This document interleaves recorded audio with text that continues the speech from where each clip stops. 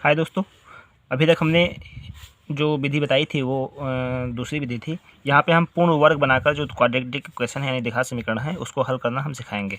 तो सबसे पहले इसमें हम दो फार्मूले यानी दो सूत्र का प्रयोग करेंगे। वो होता है एक a प्लस बी का होल स्क्वायर और दूसरा जो होता है a माइनस बी का whole square.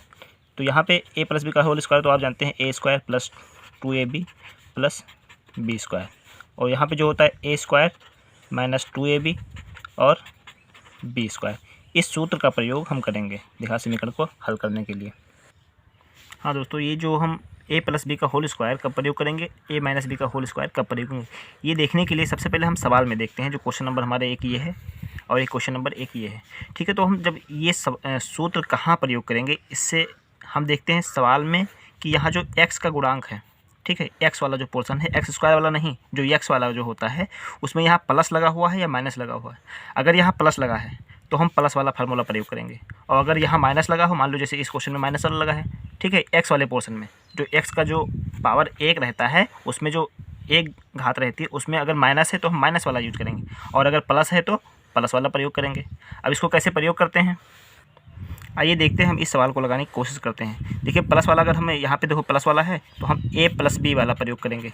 a plus B के होल स्क्वायर यानी a स्क्वायर होता है, फिर 2ab होता है, फिर b स्क्वायर होता है। तो यहाँ पे अब इसको हम प्रयोग करेंगे। देखो, एक्स स्क्वायर वाला जो पोर्शन है, इस एक्स स्क्वायर को हम क्या मान लेंगे, a मान लेंगे, a वाला पोर्शन। तो यहाँ पे a स्क्वायर तो हमको मिल गया। लेकिन अब जब ये x वाला जो पोर्शन है हमारा, ये वाला पोर्शन, इसको हम 2ab के रूप में बनाने की कोशिश करेंगे। तो सबसे पहले यहाँ हम क्या लिखेंगे, 2 लिख देंगे, और हमको पता है कि a की जगह हमारा ये मिल गया है तो हम a की जगह क्या लिखेंगे, x।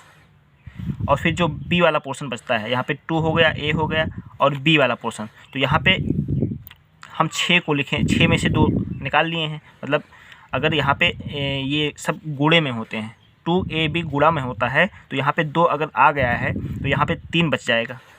तो इस पोर्शन से हमें ये समझ में आया कि ये 2 तो हमारा है ही है, और a स्क्वायर से हमको x मिल गया। जहाँ पे x स्क्वायर है इसका मतलब a हमारा क्या रहेगा, x रहेगा। ठीक है, इसके बाद में अब यहाँ पे ये तो हमारा 2 रहता ही है, ये हमारे फार्मूले में रहता है, लेकिन इससे हमको ये समझ में आया कि ये हमारा a बन सकता है। ठीक है, क्योंकि a स्क्वायर यहाँ है ही है, और प्लस 2 तो हमारा यहाँ पे हम इसको तोड़ कर लिख दिए हैं, और ये हमारा a स्क्वायर अगर हमारा ये है तो a हमारा x बचेगा। और यहाँ पे इसमें बचा कितना, 6 था, 2 निकल गया था। ठीक है, 6 था, अब 2 हम गुणनखंड कर दिए तो 2 3 दूनी 6। यहाँ पे जो 3 वाला पोर्शन बना है इसको हम क्या मान लेंगे, इसको हम b मान लेंगे। इसको क्या मानेंगे, b वाला पोर्शन। अच्छा, जब b वाला पोर्शन हम इसको मान लिए तो हम कोशिश करते हैं कि हमारा ये फार्मूला बन जाए। ठीक है, अब यहाँ पे जो 3 को हमने b माना है, ठीक है, 3 यहाँ पे आए 2ab, b यही पोर्शन है, तो हमें फार्मूले में a square plus 2ab plus b square, मतलब हमारा इसमें b स्क्वायर नहीं है, तो इसको हम कोशिश करेंगे कि b स्क्वायर, मतलब यहाँ पे क्या करेंगे, 3 का स्क्वायर, 3 का स्क्वायर यहाँ जोड़ देंगे। अब 3 का स्क्वायर जब जोड़ देंगे तो हमारा ये क्या, b स्क्वायर बन गया। ठीक, अब ये पूरा पोर्शन जो हमारा है a square plus 2ab plus B square. ठीक है, अब ये 3 जो हमने जोड़ा है, 3 का स्क्वायर, इसको हमने अपनी जगह से जोड़ा है, तो इसको हम क्या करेंगे, 3 का स्क्वायर घटा भी देंगे।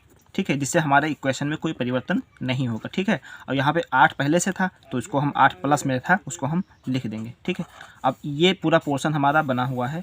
अब इसको हम आगे दिखाते हैं आपको कैसे क्या करते हैं। ठीक है, अब ये जो पोर्शन हमारा बना है, x square plus 2x3 plus 3 का स्क्वायर, ये वाला पूरा पोर्शन हमारा a square plus 2ab plus B square, इसको हम उस फॉर्म में यानी a प्लस बी के होल स्क्वायर में लिख सकते हैं।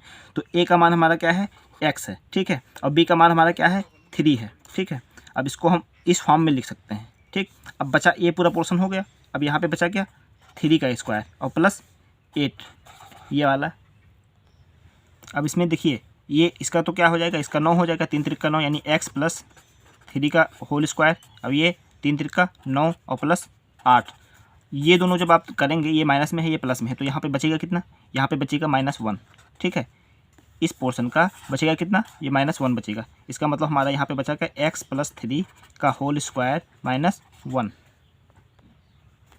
अब यहाँ पे जो आया है x प्लस 3 का होल स्क्वायर, और ये जो -1 है इसको हम क्या करते हैं, 1 का स्क्वायर भी लिख सकते हैं। क्यों, क्योंकि 1 का स्क्वायर करेंगे तो 1 ही आएगा, कोई फर्क नहीं पड़ेगा। ठीक है, अब ये जो हमारा फार्मूला बनना है, ये क्या बनना है।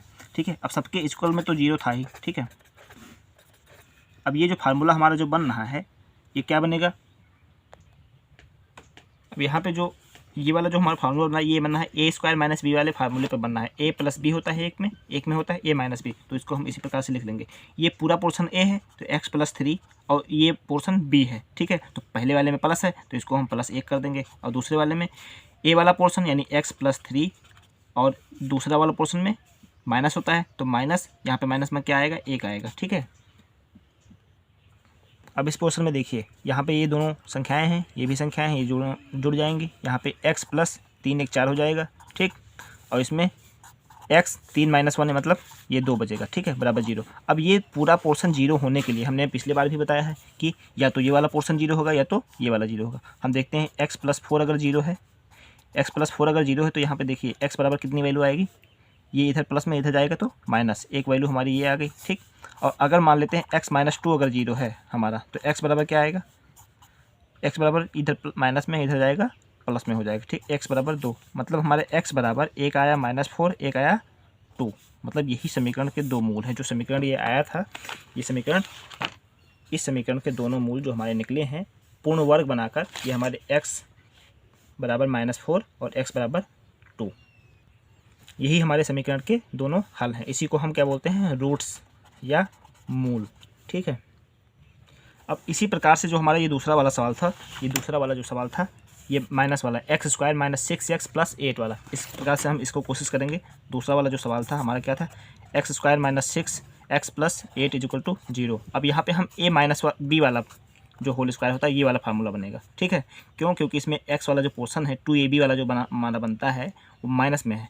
अब इसको हम कोशिश करेंगे, एक्स स्क्वायर तो अपनी जगह पे है, ठीक है। अब इसको हम -2, अब यहाँ पे हम वही 2ab क्या होता है, a square minus 2ab plus B square, ठीक। तो ए स्क्वायर एक्स स्क्वायर तो हमारा ए स्क्वायर मिल ही गया है, ठीक। अब यहाँ पे हम 2ab बनाने की कोशिश करेंगे तो 2 और ए एक्स, अगर यहाँ ए स्क्वायर है, एक्स ही तो ए स्क्वायर है, तो यहाँ पे ए जो मिलेगा हमारा क्या बन जाएगा एक्स, ठीक। अब यहाँ पे जो 2x और b, अब यहाँ पे 2 हो गया, x हो गया, अब कितना टोटल ये होता, तो 2 3 6 और x, ठीक। तो यहाँ पे जो 3 बचा है उसको हम क्या मान लेंगे, b मान लेंगे, जिसे उस पोर्शन में हमने किया था, ठीक है। अब ये पूरा पोर्शन हमारा 2ab, मतलब b हमारा ये क्या आया, ये b है। तो यहाँ पे और फार्मूले में होता क्या है, बी स्क्वायर भी तो होता है। तो यहाँ पे हम अब इसका जोड़ देंगे, प्लस बी स्क्वायर करेंगे, यानी 3 का स्क्वायर। अब ये हमने अपने मन से जोड़ा है, समीकरण में कोई परिवर्तन ना हो, मतलब अपनी तरफ से तो कोई परिवर्तन कर नहीं सकते, तो इसलिए हम अगर 3 का स्क्वायर जोड़े हैं तो इस 3 का स्क्वायर हम घटा भी देंगे, ठीक है। बाकी और ये पोर्शन लिखा हुआ है इसको भी लिख लेंगे, 8 इक्वल टू 0, ठीक। अब हमारा ये जो पोर्शन बन रहा है, ये वाला जो पूरा पोर्शन बन रहा है, ठीक, ये क्या बन रहा है, a माइनस बी के होल स्क्वायर वाले पूरे फार्मूले पे बनना है, ठीक। तो यहाँ पे a क्या है x, b क्या है 3, लेकिन माइनस वाला जो, अब ये पूरा हम इसको क्या लिख सकते हैं, इस पूरे चीज़ को हम ये लिख सकते हैं, ठीक है, ये लिख दिया हमने। अब यहाँ पे बचे क्या, 3 का स्क्वायर मतलब 9 और प्लस 8 इक्वल टू 0, ठीक है। अब यहाँ पे क्या करेंगे, x माइनस 3 तो का होल स्क्वायर वैसे आ जाएगा, 9 माइनस में है और ये प्लस में है, ठीक है। यहाँ पे बचेगा -1, ठीक।